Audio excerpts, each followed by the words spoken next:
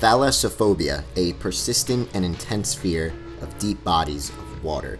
While many quickly resort to feelings of fear when envisioning the dark void of the deep sea, there once existed a small selection of artists who, around 2014, tried to bottle that eerie, boundless energy of the ocean into a musical form. Today, we're going to explore that genre, a now abandoned genre once known as ocean grunge, what it was, and some of the notable releases from this aquatically angsty genre found within the depths of the internet. I invite you to take my hand and make sure you bring some solid scuba equipment as we embark through the dark, granite-colored water and never-ending cloudy skies above us, all while reflecting a hopeless attitude on contemporary Western society, because you know, all internet genres are deep. No pun intended. Welcome, my friends, to the abandoned genre known as ocean grunge. Before we dive into the ocean grunge genre, if you are interested in seeing this topic in a written form, you can check out my article on ocean grunge over at Vapor95. Gonna have the link in the description below. So, ocean grunge. Ocean grunge is an interesting topic to make a video on because, well, there really isn't that much to talk about, nor dense history specifically to go off of. On the surface, ocean grunge pretty much practiced a lot of the same tendencies other quirky electronic genres emerging from the internet around that time did as well. But ocean grunge did it with such a specific narrative in mind that it's created this interesting little bubble of a vibe, which also caused its inevitable downfall due to its narrow flexibility. To save you time and to get us to actual examples of ocean grunge, I highly recommend checking out Frank Javc's famous video on how to make ocean grunge whenever you get the chance. While his videos were mostly parody-based, Frank is a smart fella and is really good at wording things in a comedic yet informative way. He does a great job explaining the construction of the sound for what it is, but to knock out what ocean grunge literally was for this video and to get us to the good stuff, it was an electronic genre heavily influenced by early vaporwave, drone, and grunge with this aesthetic of dark, cloudy, endless waters. You will also find a lot of sources saying it's influenced by nu metal, but I really don't see that at all. And there were really not too many ocean grunge releases. The genre pretty much came and went in the year of 2014 because, like I said, the narrative was just so specific. How many songs could have possibly been made about the same thing? How many times can we take this picture or this one or that one and say, what would this sound like in musical form? To be honest, I have never really listened to this little nook of a genre before exploring it for this topic. I knew it existed, so for this I searched up the ocean grunge essentials list that Frank talked about in his video, and I decided to pick 5 of these that I thought the album cover was cool on and just give them a chance. One of these albums I actually enjoyed very much. I was pretty surprised actually, so make sure you stick around for all these picks I'm about to present to you today. Get cozy, my friend, because you and I are going to be exploring what ocean grunge has for us beneath the surface. At number 5 to start off the list, we are going to take a look at Oceanographer number 15 by Gorgeous Brick Wall Gorgias, I don't know. This was the first album art that popped to me from this list, so I said, let's give it a shot. Taking a look at the album art, it seems some helicopter expedition group just made a discovery, a fascinating discovery, that pretty much makes absolutely no sense, because it seems like they're in the middle of the ocean, and there is no way that statue floats. So either this statue extends hundreds and hundreds of feet below what we're seeing, or the density of this water is so thick that this statue is just plopped at the top. I mean, now to think of it, it also kind of looks like snow, so maybe this is snow grunge? Oceanographer number 15, after listening to it, is pretty simple and vacant of any intensity. The Bandcamp description has it as the story of a woman who ran away from life to find death in a submarine. Very spooky. The album contains 6 tracks with some classic ocean grunge treatment, slowing down them samples with a multitude of textures to make this thing sound crunchy yet underwater. It seems the album's main weapon to woo you, I guess, is its constant panning that it does, but I just think that method gets kind of annoying and overdone, especially when it's done throughout the entirety of an album like this one. Certain sections of songs will be situated completely on one side of your headphones, or it'll just be like constantly waving back and forth between your ears. I mean, hey, waving waves like the ocean, yeah. Nonetheless, some pretty chill background music, and definitely sounds like you have signed your life away to live in a submarine, constantly descending deeper and deeper with each track. Ooh, this one looks a little spooky, baby. I don't think I want to be treading. Over here at number 4 with Squiggly Line Devour Squiggly Line by Pacific Despair. A dark, brooding album cover of what seems to be a world with an ocean below us and an ocean above. Or maybe this is the perspective of swimming deep within the depths of an underwater trench, getting closer and more claustrophobic with every push towards the bottom of the sea. Devour comes at us with 6 tracks, very similar format and track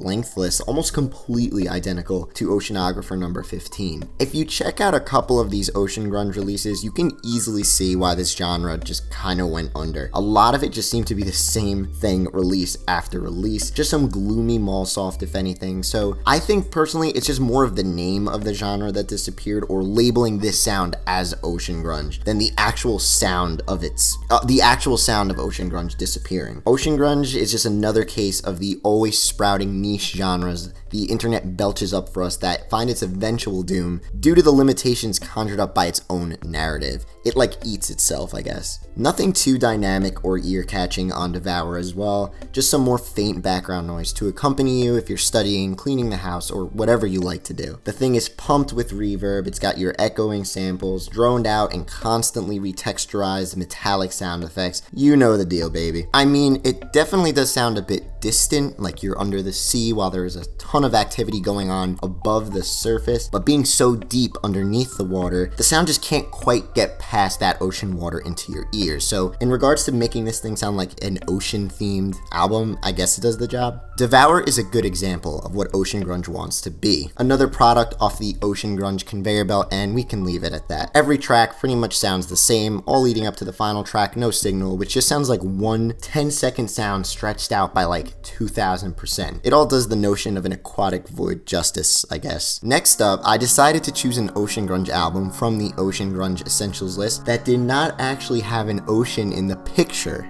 Crazy, right? Let us take a look at Beneath the Burning Hands of God by Poseidon in Chains. 5 tracks, all with a decent amount of length to them, ranging between 6 and 8 minutes long each. The album describes itself on Bandcamp as from the last remnants of the planet around the year 2500, and it definitely does give you an abandoned, apocalyptic feeling. The constant sound of ocean waves crashing upon the shores are remnants of a once flourishing coastal town, flocks of seagulls searching for a bite to eat, bellowing vocal samples poking out between the more quaint parts of the track where a lot of the sound seems to mellow out. You'll hear some stretched wind chimes or what seems to be some glass or metallic noise-making objects. Everything is very vast, it's very enormous feeling, and an album that really puts to scope how big and empty the world would be if nothing existed but oceans and remnants of what used to be a society. Beneath the Burning Hands of God is very spa-like, yet definitely ominous at the same time. It's like the tripods from War of the Worlds are about to come out of the damn ocean and vaporize you at any possible second. I think this album is definitely better than the first 2 we took a look at. There is actually some effort in regards to creating a layered, structured song. Poseidon in Chains does a solid job with synths, sounds, and sights to really give each little instrument or hum its respected space.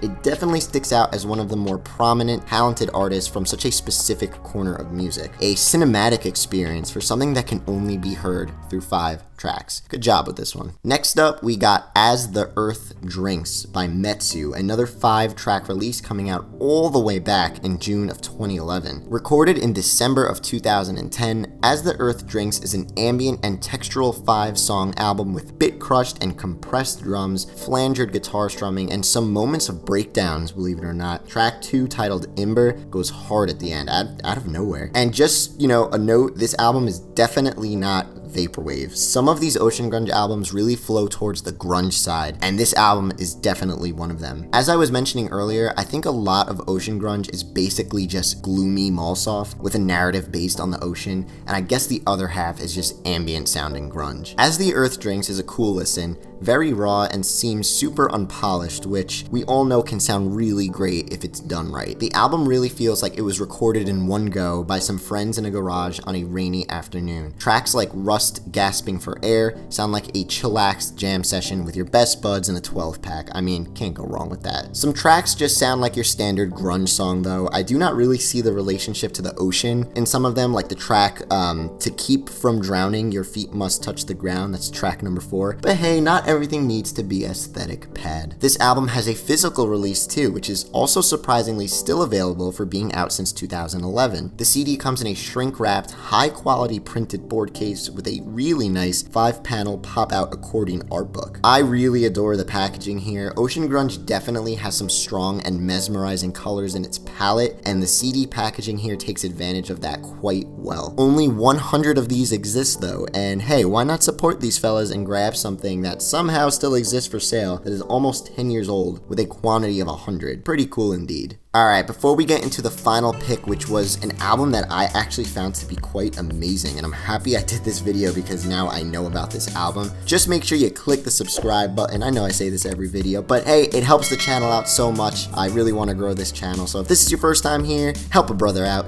Click that subscribe button, click the bell so you never miss a notification, hit like on this video, and let me know in the comments below any other niche or random or lesser known genres you would love for me to talk about on this channel. Let me know in the comments below, and we'll see it in a future video. Alrighty.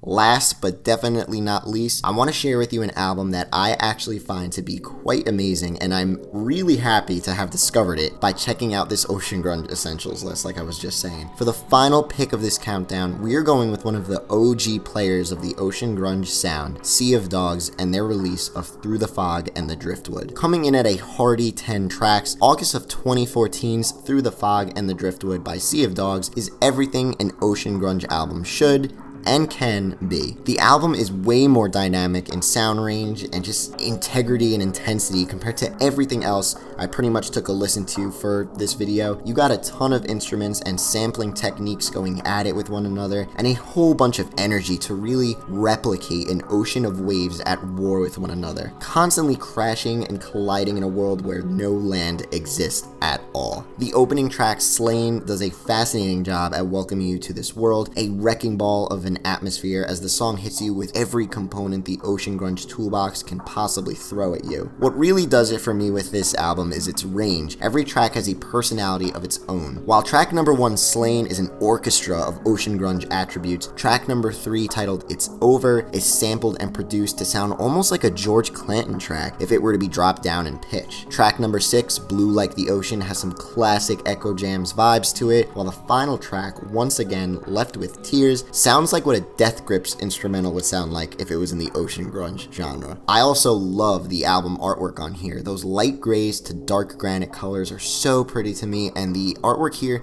helps you visualize an endless, hopeless sea quite well. I was picturing that ocean world from Interstellar while listening to this thing. All of it is just very grand, overwhelming, and super aggressive. The album has also dropped on cassette twice. Unsurprisingly, both sold out. The limited edition cassette and limited edition black tape anniversary cassette both looking real nice, and for any of you who were able to pick this up over at Bedlam Tapes, be proud, as this is a very, very solid piece to own. Hey, maybe this video will gain some attention for the album and introduce it to some people who have never heard it, and we can somehow get another physical release of this one day. You never know. Imagine this on a super dark forest green, light black, swirly vinyl pressing. That would be absolutely gorgeous. Ocean Grunge, for what it was, provided a unique aesthetic for an ambient, grungy sound. Its downfall and short-run history is completely unsurprising though, because, like I said, the narrative is just so specific. It creates a ceiling for how high the artist can go in regards to creativity, inspiration, and community, and after,